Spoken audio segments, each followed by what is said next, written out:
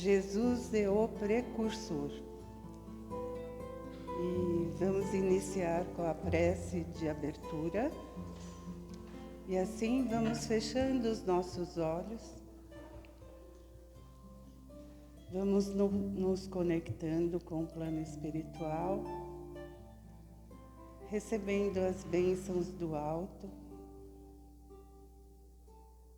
a sala preparada para que possamos fazer a exposição e a explanação do Evangelho e do livro Boa Nova.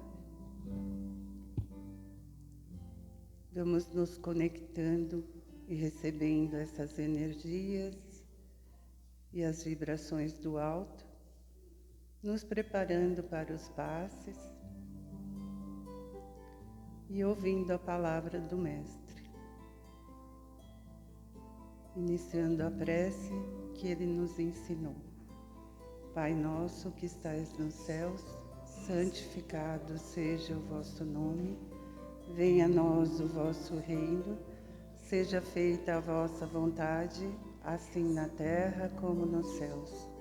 O pão nosso de cada dia nos dai hoje, perdoai as nossas ofensas, assim como nós perdoamos a quem nos tem ofendido, e não nos deixeis cair em tentações, mas livrai-nos, Senhor, de todo mal, que assim seja.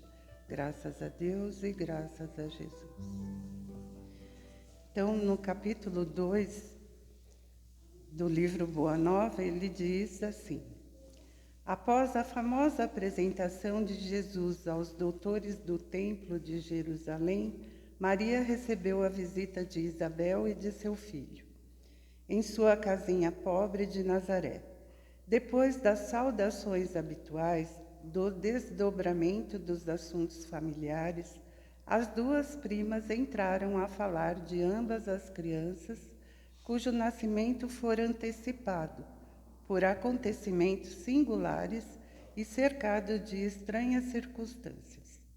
Enquanto o patriarca José atendia às últimas necessidades diárias de sua oficina humilde, entretinham-se as duas em curiosa palestra, trocando carinhosamente as mais ternas confidências maternais.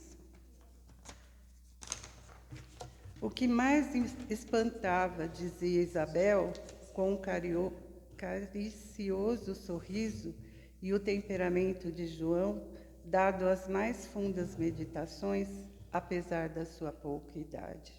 Não raro, procuro-o inutilmente em casa, para encontrá-lo quase sempre entre as figueiras bravas, ou caminhando ao longo das estradas adustas, como se a pequena fronte estivesse dominada por graves pensamentos. Essas crianças, a meu ver, respondeu-lhe Maria, intensificando o brilho suave de seus olhos, trazem para a humanidade a luz divina de um caminho novo. Meu filho também é assim, envolvendo meu coração numa atmosfera de incessantes cuidados.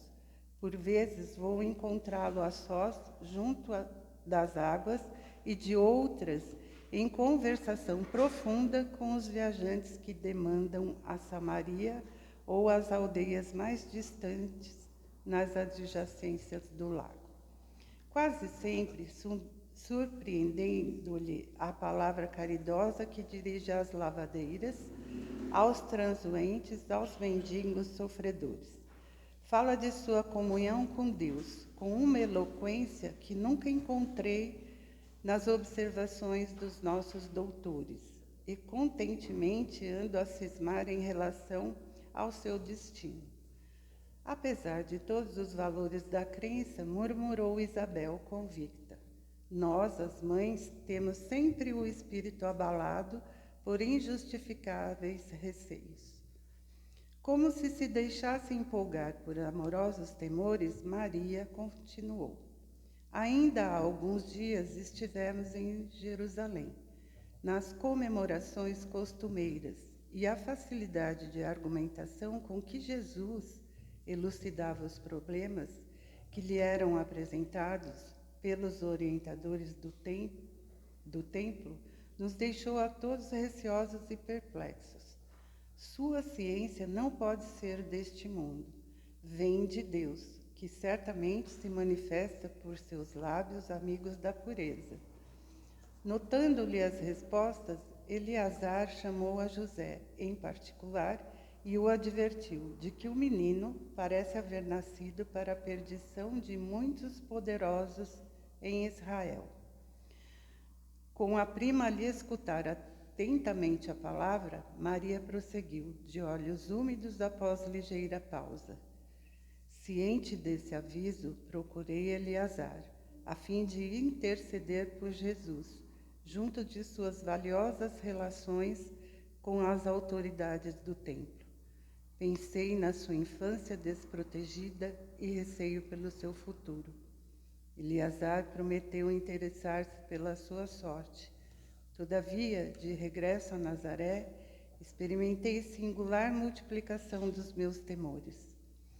Conversei com José, mais detidamente acerca do pequeno, preocupada com o seu preparo conveniente para a vida. Entretanto, no dia que se seguiu às nossas íntimas confabulações, Jesus se aproximou de mim pela manhã e me interpelou. Mãe, que queres tu de mim? Acaso não tenha testemunhado a minha comunhão com o Pai que está no céu? Altamente surpreendida com a sua pergunta, respondi-lhe hesitante. Tenho cuidado por ti, meu filho. Reconheço que necessitas de um preparo melhor para a vida, mas como se estivesse em pleno conhecimento do que se passava em meu íntimo, ponderou ele. Mãe, toda preparação útil e generosa no mundo é preciosa.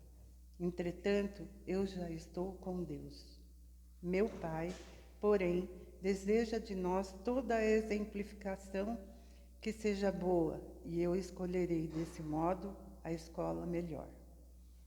No mesmo dia, embora soubesse das belas promessas que os doutores do templo fizeram na sua presença a seu respeito, Jesus aproximou-se de José e lhe pediu, com humildade, o admitisse em seus trabalhos.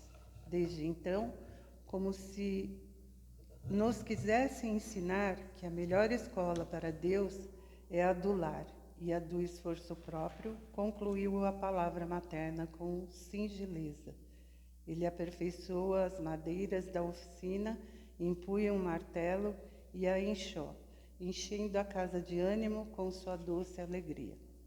Isabel lhe escutava atenta a narrativa, e depois de outras pequenas considerações materiais, ambas observaram que as primeiras sombras da noite desciam na paisagem, acinzentando o céu sem nuvens.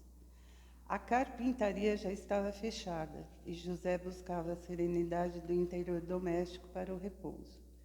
As duas mães se entreolharam inquietas e perguntavam a si próprias para onde teriam ido as duas crianças. Nazaré, com a sua paisagem das mais belas de toda a Galileia, é talvez o mais formoso recanto da Palestina. Suas ruas humildes e pedregosas, suas casas pequeninas, suas lojas singulares se agrupam numa ampla concavidade em cima das montanhas, ao norte do Esdrelon. Seus horizontes são estreitos e sem interesse. Contudo, os que subam um pouco além, até onde se localizam as casinholas mais elevadas, encontrarão para o olhar assombrado as mais formosas perspectivas. O céu parece alongar-se, cobrindo o conjunto maravilhoso numa dilatação infinita. Maria e Isabel avistaram seus filhos, lado a lado, sobre uma eminência banhada pelos derradeiros raios vespertinos. De longe, afigurou-se-lhes que os cabelos de Jesus esvoaçavam ao sopro caricioso das brisas do alto. Seu pequeno indicador mostrava a João as paisagens que se multiplicavam à distância. como um grande general que desse a conhecer as minudências dos seus planos a um soldado de confiança. Ante seus olhos surgiam as montanhas de Sarnaria, o cume de Magedo, as eminências de Gelboé, a figura esbelta do Tabor, onde mais tarde ficaria inesquecível o instante da transfiguração, o vale do rio sagrado do cristianismo, os cumes de Safed, o golfo de Calfa, o elevado cenário do Pereu, um soberbo conjunto de montes e vales ao lado das águas cristalinas.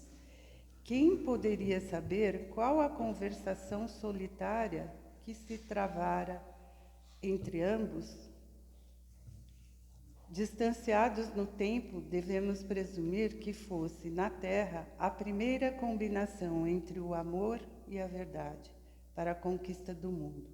Sabemos, porém, que na manhã imediata, em partindo o precursor, na carinhosa companhia de sua mãe, perguntou a Isabel a Jesus com gracioso interesse: "Não queres vir conosco?" Ao que o pequeno carpinteiro de Nazaré respondeu, profeticamente, com inflexão de profunda bondade: "João partirá primeiro." Transcorridos alguns anos, vamos encontrar o Batista na sua gloriosa tarefa de preparação do caminho, a verdade, precedendo o trabalho divino do amor que o mundo conheceria em Jesus Cristo. João, de fato, partiu primeiro, a fim de executar as operações iniciais para a grandiosa conquista. Vestido de peles e alimentando-se de mel selvagem, esclarecendo com energia e deixando-se degolar em testemunho à verdade, ele precedeu a lição da misericórdia e da bondade. O mestre dos mestres quis colocar a figura franca e áspera do seu profeta no limiar dos seus gloriosos ensinos, e por isso encontramos em João Batista um dos mais belos de todos os símbolos imortais do cristianismo.